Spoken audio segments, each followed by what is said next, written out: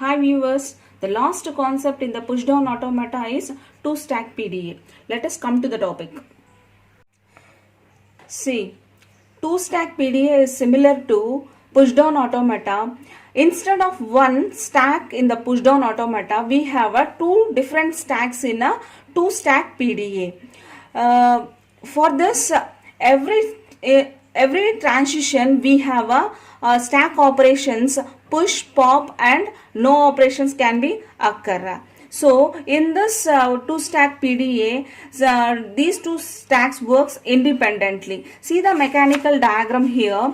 In this also we have a input tape, one control unit and two different stacks, stack 1 and stack 2. In the previous pushdown automata we have only one single stack with the bottom symbol Z0, but in this we have two different stacks. In this bottom symbol are represented with Z1 and Z2. These two stacks works independently.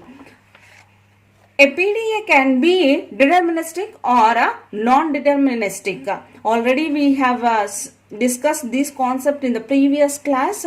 What is a deterministic PDA and what is non-deterministic PDA is well known to you. But in this two-stack PDA is always a deterministic and it accepts all context-free languages.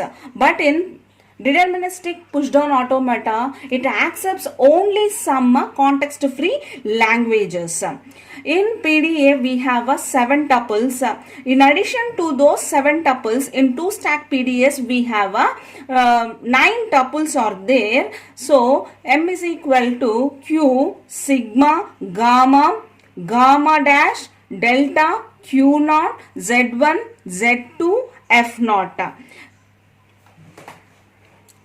See, here extra tuples are gamma dash. In place of Z0 we have two different bottom symbols. Z1 is for stack 1 and Z2 is for stack 2. We know very well about each and every tuples here.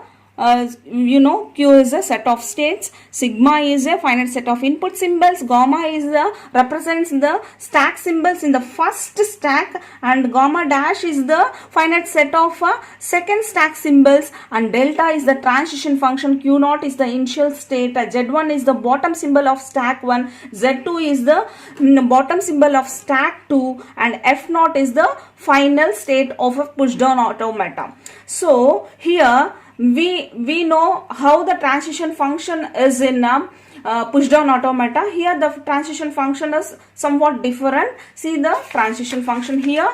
Q cross sigma union epsilon, which means the input sigma is a input string we are taking, cross gamma dash.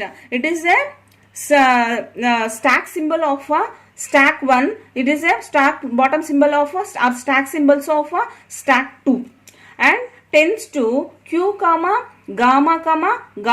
dash. We can push or pop the elements to the stack 1 or the stack 2. For example, see here I can take a state Q naught and the input symbol sigma A, Z1, Z2 tends to this A can pushed into either to the stack 1 or stack 2, like this.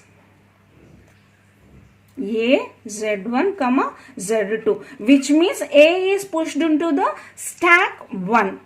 Or I can write like this, Q naught, Z1, A, Z2, which means A is pushed into the stack 2.